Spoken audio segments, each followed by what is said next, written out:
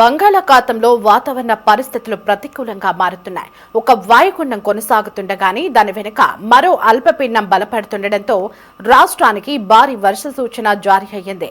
Malacca జలసంధి వద్ద ఏర్పడిన తీవ్ర అల్పపీడనం మంగళవారం ఉదయానికి వాయుగుండంగా బలపడింది. వాయుగుండం ప్రస్తుతం బలపడి తుఫానుగా మారింది. తుఫానుకు సెన్యార్గా నామకరణం చేశారు. 24 గంటల తర్వాత సెన్యార్ తుఫాన్ బలహీనపడే అవకాశం ఉందని నిపుణులు అంచనా వేస్తున్నారు.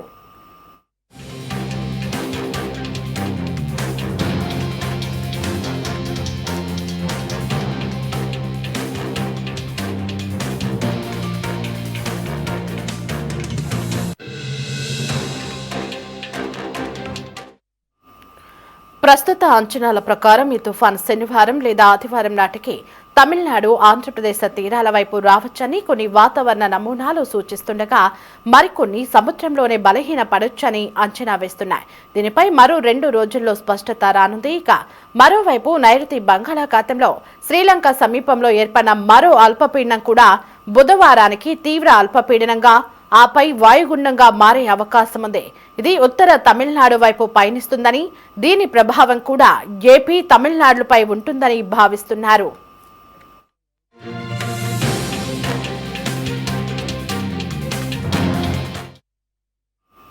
ఇక ఇదే అంశానికి సంబంధించి మరింత సమాచారం మా ప్రతినిధి కాశీరావు ఫోన్ ఇన్ లో అందించడానికి అందుబాటులో ఉన్నారు.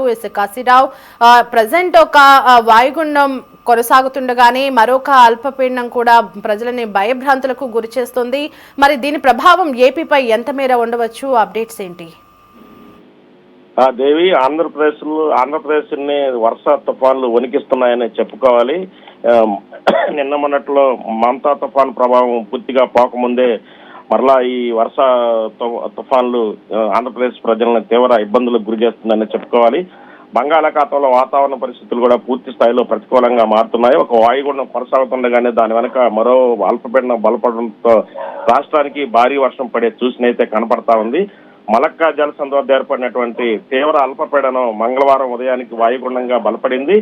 వాయుగుండం ప్రస్తుతం బలపడి తుఫానుగా మారింది. ఈ తుఫానుకు కూడా సెన్యార్గా నామకరణం చేశారు. 24 గంటల తర్వాత సెన్యార్ తుఫాన్ బలహీనపడే అవకాశం ఉందని నిపుణులు అంచనా వేస్తున్నారు.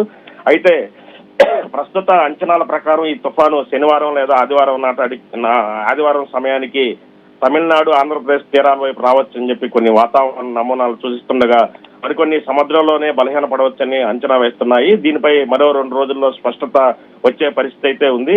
మరోవైపు నైరుతి బంగాళాఖాతంలో శ్రీలంక సమీపంలో ఏర్పడినటువంటి మరో అల్పపీడనం కూడా బుధవారానికి తీవ్ర అల్పపీడనంగా ఆపై వాయుగుండంగా కూడా మారే అవకాశం ఉంది. ఇది ఉత్తర తమిళనాడు వైపు పయనిస్తుందని, దీని ప్రభావం కూడా ఏపీ, తమిళనాడుపై ఉంటుందని చెప్పి కూడా భావిస్తా ఉన్నారు.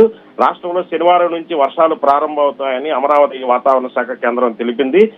శనివారం ప్రకాశం, నెల్లూరు, వైఎస్ఆర్, అన్నమయ్య, తిరుపతి, చిత్తూరు జిల్లాల్లో భారీ వర్షాలు కురుస్తాయని చెప్పి కూడా వాతావరణ శాఖ వెల్లడించడం జరిగింది. ఆదివారం శ్రీ సత్యసాయి, నంద్యాల, బాపట్ల, పల్నాడు, గుంటూరు, కృష్ణా, ఎన్టీఆర్, ఏలూరు, పశ్చిమ గోదావరి జిల్లాల్లో భారీ వర్షాలు పడతాయని చెప్పి అంచనా వేస్తుంది. ఈ నేపథ్యంలో సముద్రంలో అలజడిగా మారుతుందని, గంటకు 45 నుంచి 55 కిలోమీటర్ల వేగంతో గాలులు వేస్తాయని చెప్పి కూడా విశాఖ తుఫాన్ హెచ్చరికల కేంద్రం తెలిపింది. గురువారం నుంచి మత్స్యకారులు వేటకు వెళ్లరాదని చెప్పి కూడా అధికారులు హెచ్చరికలు జారీ చేశారు. మొత్తం మీద ఈ సెన్యార్ తుఫాన్ ప్రభావం ఆంధ్రప్రదేశ్ రాష్ట్రంలో పూర్తి స్థాయిలో ఉంటుందని కూడా మనం చెప్పుకోవచ్చు. మొత్తం చూసుకుంటే మనం దాదాపుగా కూడా అన్ని జిల్లాల్లో ఈ పరిస్థితి అంటే ఈ తుఫాన్ ప్రభావం ఉండి అతి నుంచి భారీ వర్షాలు కురిసే అవకాశం ఉంది.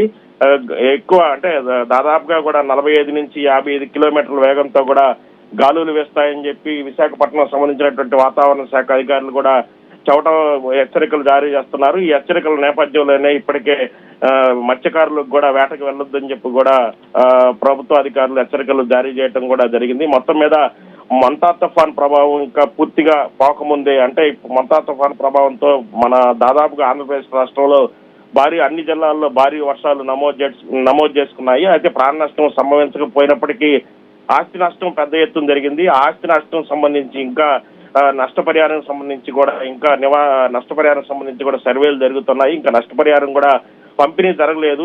ఈ నేపథ్యంలోనే మరో తుఫాను సెన్యార్గా నామకరణం చేసినటువంటి తుఫాను కూడా ఆంధ్రప్రదేశ్ రాష్ట్రంపై దాదాపుగా అన్ని జిల్లాలపై కూడా ఈ ప్రభావం చూపుతున్నటువంటి నేపథ్యంలో అధికారులు అప్రమత్తమయ్యారు. ఎటువంటి ప్రాణ ఆస్తి నష్టం జరగకుండా కూడా జాగ్రత్తలు చేపట్టాలని చెప్పి కూడా ఇప్పటికే రాష్ట్ర ప్రభుత్వం అందరు అధికారులకు కూడా సూచించడం జరిగింది.